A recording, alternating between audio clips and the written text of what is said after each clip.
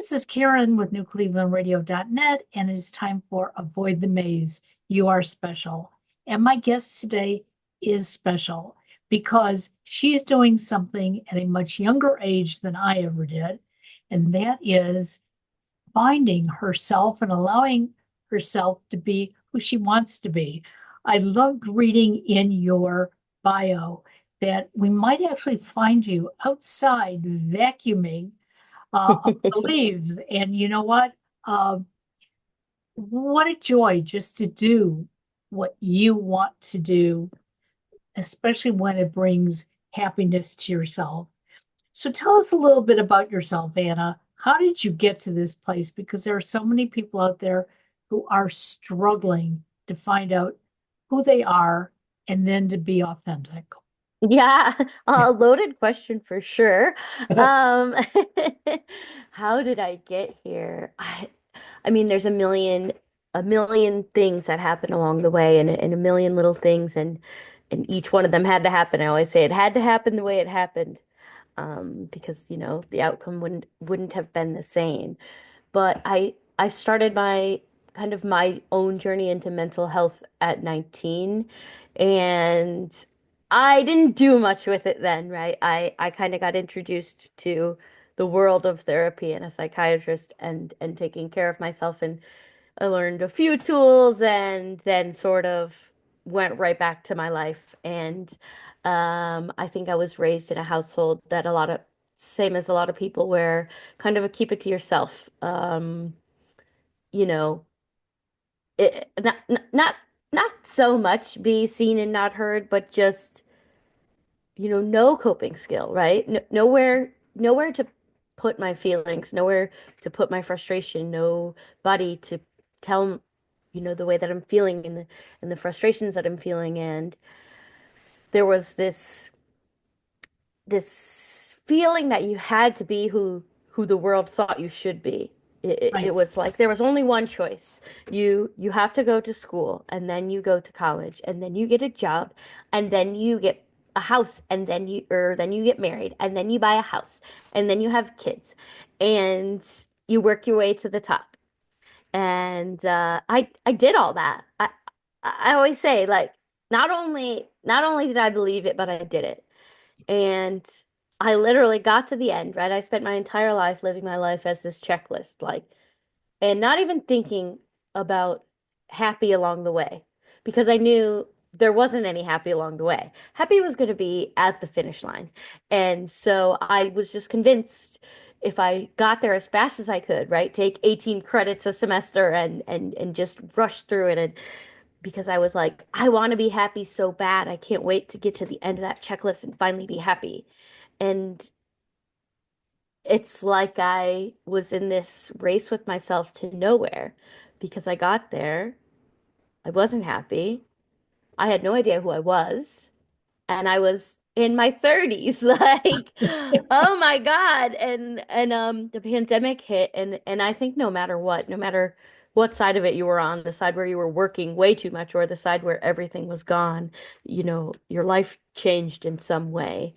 Um, and for me, it was the first time I had never stopped. I was on that hamster wheel. I was going to keep going until I exploded, probably. And when the pandemic hit, I lost my job, which was my identity, which was the only place I socialized, which was it, truly my whole life was my job. And I always say I'm a recovering workaholic. And but it was this moment.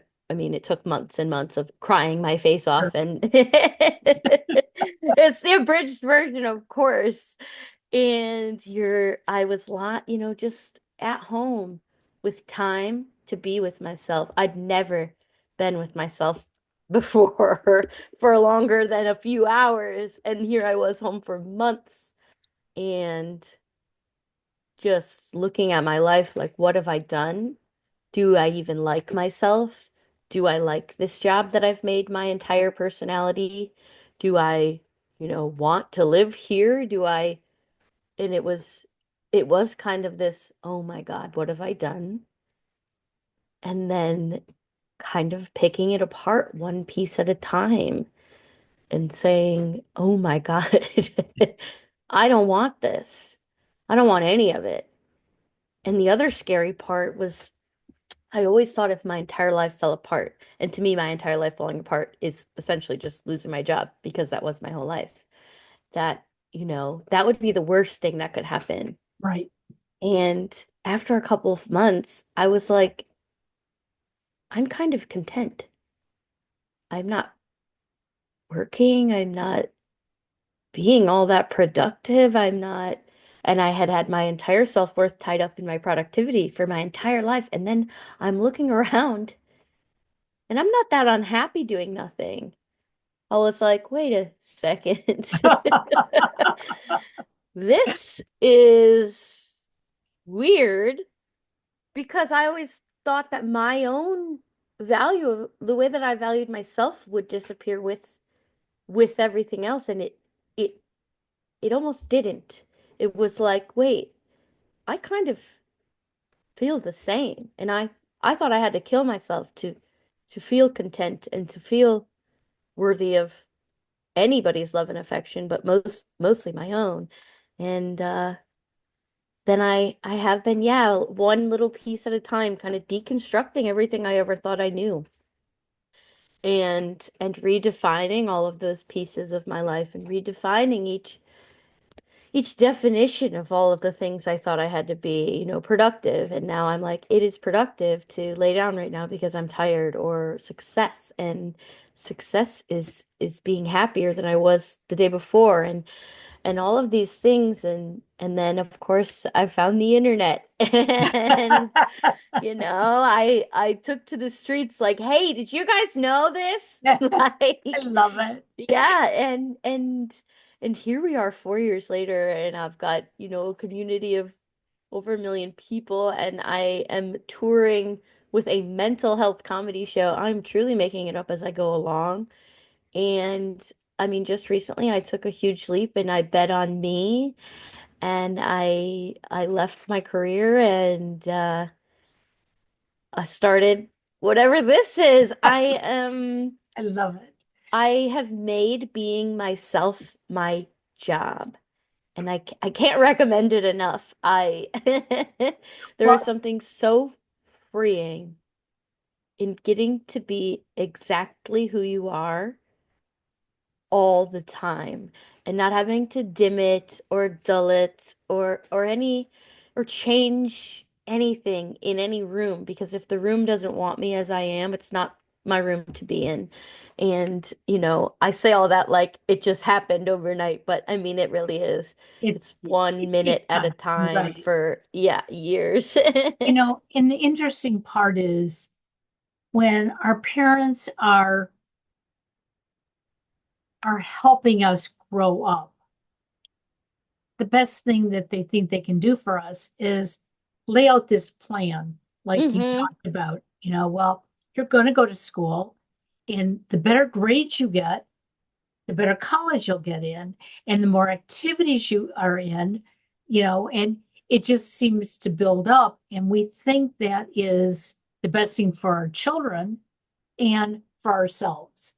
And, I agree with you. When I lost my job before the pandemic, almost 4 years prior to it, I was sort of pushed out the door because my colleagues said, "Aren't you ready to retire yet?" Yet I was putting in more hours and more time than they were. Um, and I thought that meant I was productive. Yeah, Reality yeah. it was, I wasn't, but I loved what I was doing. But when I realized that the culture was killing me, and that's what it sounds like for you, the culture telling you, what to do killed you. And Yeah, the pandemic was really your survival mechanism. it's I had such a high value, and such a high value on people who burn themselves into the ground, right? That was, if you were burning yourself into the ground in the name of productivity, you know, that was what I was aiming to be. I can work more than anybody else in the world, and it's like, Yep. for what? Yeah. why? And that's hard too. Asking why like blew my brain up because Yeah, I never stopped to ask why. Why are you doing that? Why do you think that this is the right way to do this? Like, and now it's like, well, why? Even my mom, she has come such a long way, and we have really grown together. And as I've learned, I've shared, but I do remember in maybe 2018, and I had said, that I was miserable. And it's funny to look back now because I didn't really think anything of it because, as she said, she's like, well, everybody's miserable. And at the time you're like, well, why don't we stop to ask why? yeah, And everybody's miserable at their job. Everybody hates their job. And it's like now I'm saying I can't believe in that own conversation I just took that as probably. Like, sure, you're probably right. And now to think back, it's like, well, what? Why?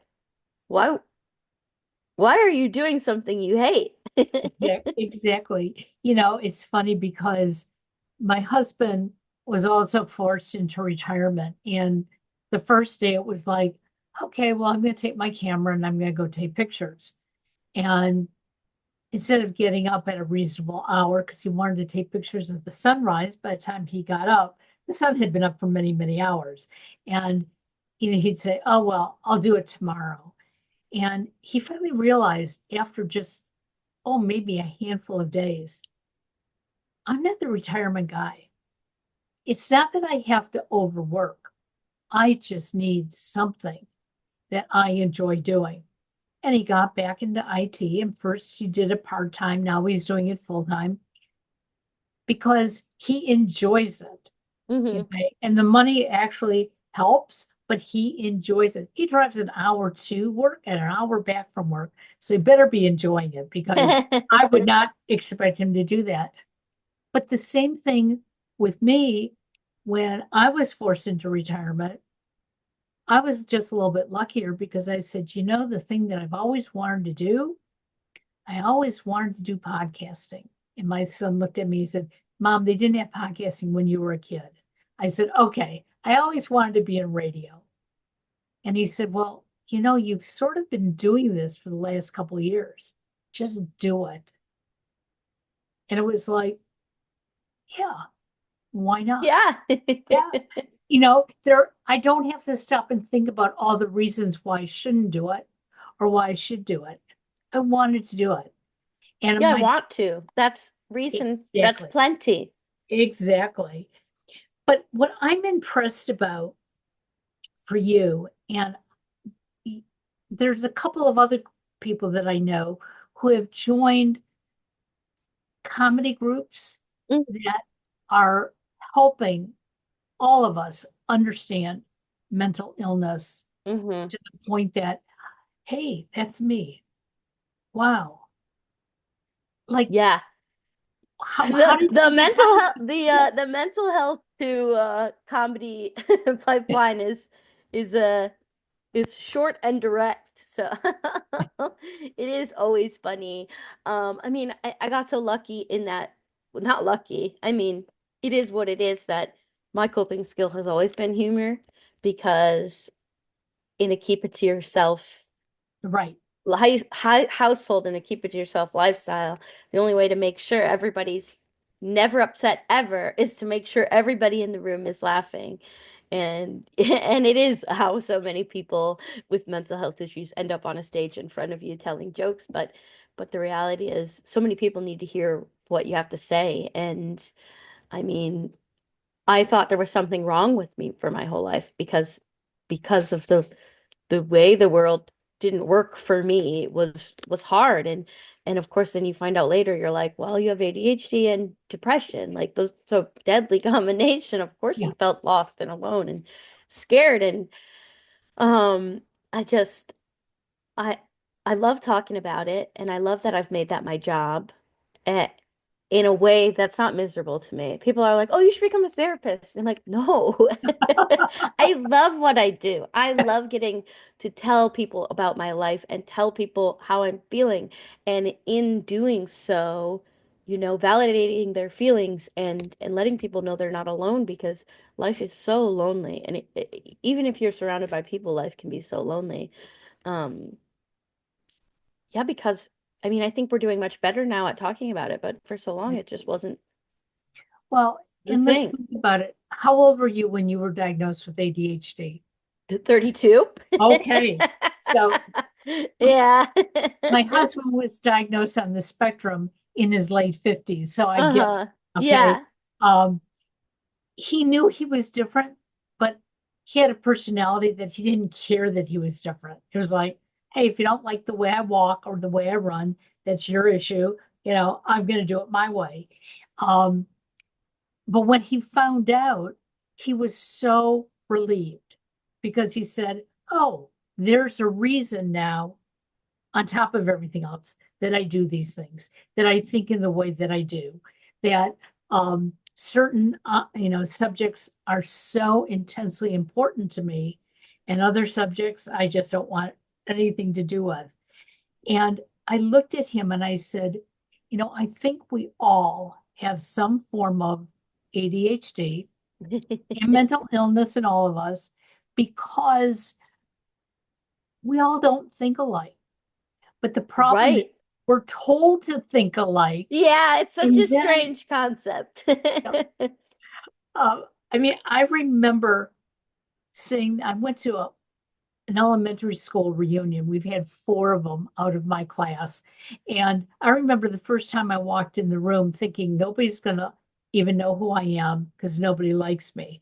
And all of a sudden it was like people are coming up to me, oh, how are you? And, we haven't seen you in 20 years and all this. And was like, you remember me?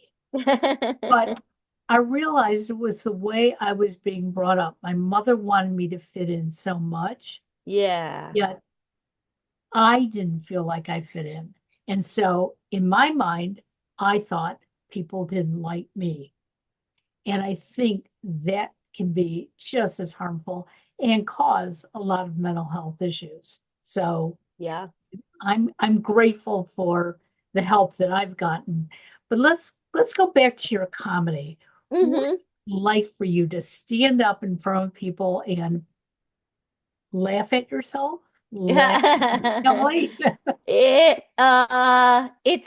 It's so funny because it's terrifying, right? It is the scariest thing I've ever done. It doesn't come to me naturally at all.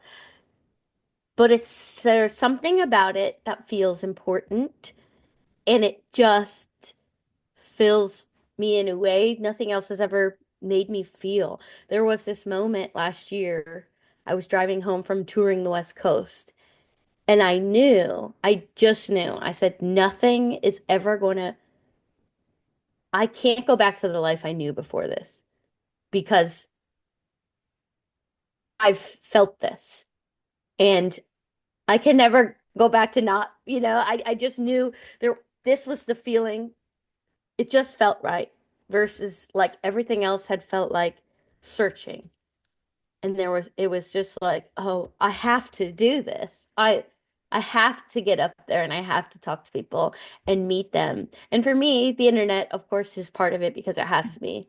Because how else do you find a community and how where am I going to get these people? And but the more important part to me is getting to see people in real life and getting to talk to people in real life and getting to physically see and hear from people the way that I've affected their lives and the changes that I'm making because sometimes it can feel fruitless and people can tell you all day on the internet like you're making a difference, but you can't see it until you see it, and when you see it, it is crazy. You are absolutely correct. What does your family think? Because sometimes family gets a little like Anna, you So really are okay. my show is a lot about my family. Sure. And not in the most flattering light for any of us. And I'm so lucky. My parents have seen my show multiple times and I'm glad that it doesn't affect them in the way where like they're mad or like you're telling the world these secrets. No, they're just like they're just happy for me. They're just proud of me. And it's almost like they can detach from the fact that the story is about them and and get to the point where it's like it doesn't matter because our daughter is standing up there. She found something, and that's all we could ever ask for.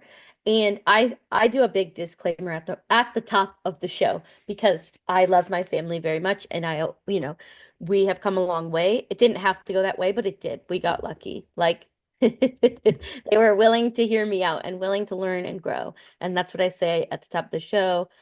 All I can ever ask of somebody is that they're willing to learn and grow and in and also in recognizing my parents had the information that they had.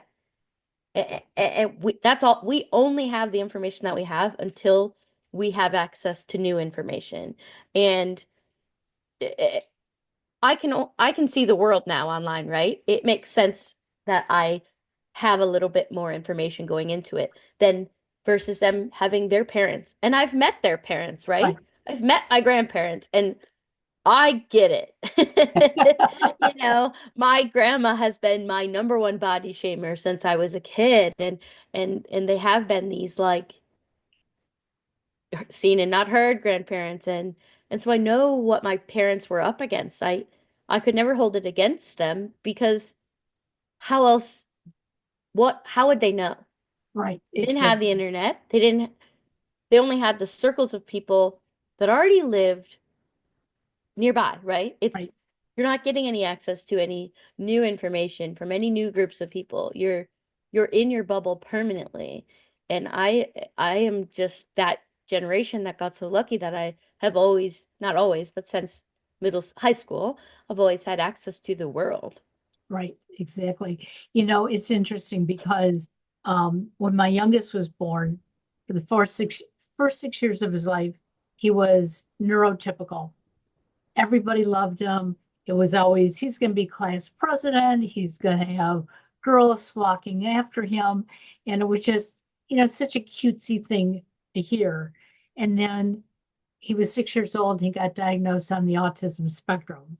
And the world saw him differently, saw my husband and I differently. Even our families saw us differently. It's like, oh my God, like we had this horrible leopard type disease. Um, and so we sort of like the three of us sort of clung to each other Hmm. because to go outside the circle, people weren't going to understand. But it was when he got into high school, I started blogging and saying, I can't do this alone. Right. I'm not the only person out there that's doing this. And it's not about the diagnosis, okay? You don't have to look at people as being that different because we all basically want the same thing. And you said in the beginning, we all want to find happiness, Yeah. okay? And we're all going to find it differently. My Right. husband finds happiness looking out a window. I find happiness going for a walk. So, total difference. So tell us, you said that you've been on tour.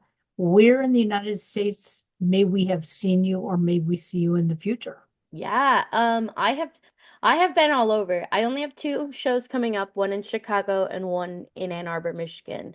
But I have been New York, Philly, Pittsburgh, Boston, um, DC, Columbus, Detroit, Denver, San Diego, LA, San Francisco, Portland, Seattle. I have been making the rounds, Yeah, so it's been very cool. It's very cool to get to see the world, and also that's, you know, on this learning journey, it's been a surprise, cities that I've loved and cities that I had preconceived notions about and wasn't sure I would love and just getting to actually get out there and see the country that I live in is such a unique experience for sure. right. So when are you going to be in Ann Arbor, Michigan? December 22nd, so just before Christmas. Right before Christmas. Well, that Yeah. happens to be one of my favorite cities. Um, and it's only about 3 hours away. So Oh I'm going to have my to gosh. nudge my husband and say, hey, let's Yeah. take Oh a date. gosh. It's My show is like it's very feel good, which I really love about it. And I love to see everybody after like, "Oh my gosh." And my favorite is when men come and they're like, "You got this." I love it. Because my audience is 96% women. So it's Well, good. men typically don't like to admit to having any kind of um No, I'd definitely say not. social issues of any kind. Right. In fact, when my husband was finally diagnosed on the autism spectrum, like I said, he was just like, "Oh, so I am different. Okay. Yeah. Yeah, Um, he said he was just sorry that his mother wasn't around so he could have explained it to her because she kept saying, my son, he just marches to the beat of a different drummer. And I kept saying, Yeah. You're yeah, like, did you ever think to look into that, or you yeah, just thought, nah, that's just is what it is? right. Well, and again, like you said, thinking about what generation they came from and how they were brought up, you don't go out looking for something. Because I know when my son was diagnosed, that was the first thing my mother said was, why are you looking for something? He's okay. And Yeah. I know he's okay, but we can't ignore that these things are going on, that he may need some assistance. Um, Yeah. so so you have also a podcast online. Is that true? I have a morning show. Yeah. Okay. It's a daily morning show. It's supposed to be 5 minutes, but it's usually about eight. Just because you got to do your intro and get into it, but and it's just kind of a good morning, get your day going, and it's weekdays. It drops. I pre-record it, so it comes out every morning at Right. 5 a.m. So it's it's available for everybody. But And yeah, what's it's the called name of the Five More Minutes. Yeah, 5 more minutes, your cure for the morning snooze. Um, it's been fun and it's evolving as it goes along too. It's only been I started October 1st, so it's just been a month. Yeah. well, hey, when you're doing something that you love and you're getting something out of it, you will keep doing it. Yeah. I've been doing this now for 13 years, and every once in a while, somebody will say to me, aren't you tired?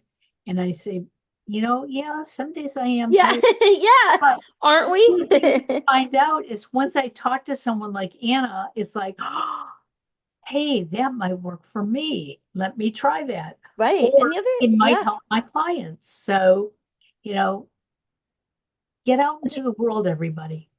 I also had a big fear about doing it myself. I don't know what that was, but I've made this whole thing up as I've gone along, right? And that's like the morning show. I said I want a morning show, and instead of like asking or waiting, I did it I said I'm just gonna self-record and self-produce and put it out there. That's really the way to do it. If you sit around and you wait for the right time, the right equipment, the right people who are going to listen, Yeah. you could be waiting a long time. But once it's out there, people will find it. And that's the best part of it. Well, Anna, this has been terrific having you on.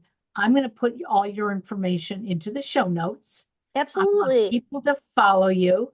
I'm also going to send you some information regarding um, a group here in Cleveland, Ohio that maybe Okay. you can hook up with, maybe get to Cleveland and do some comedy for us because I'll tell you, I would uh, love to. my Yes. my husband insisted 13 years ago when I was being pushed out the door to get over my depression. He took me to the comedy club every week. And I can Uh, tell you how many times I went kicking and screaming. I didn't want to change my clothes. I didn't want to put on makeup. I didn't want to go. I didn't want to laugh. And right? Isn't that funny? yeah, We fight happiness. We really do. There's this strange belief that we should be able to do it on our own too. That absolutely. yeah, and it's like, well, why? Why wouldn't you ask for Well, help? Put it out I, to the world. I will tell you, the first couple times I got dressed, I put on makeup, I went, enjoyed it. But one night I just refused. I said, I'm in my sweats and take me the way I am. Yeah. Tell you, from the minute I sat down, the people sitting at the table with us made me laugh. And from that point forward, I said to my husband, we can keep coming every week, but next time I got to put on something decent because I really felt like a bag lady that. So get out, smile, laugh, find what works for you. And Yeah. I'm so glad that you found your answer. And I'm sure that will continue to evolve. Oh, it will every day. Love it. Thank you Thank so you. much. Say hi to your family for us. I will. Okay. Take care now. Bye.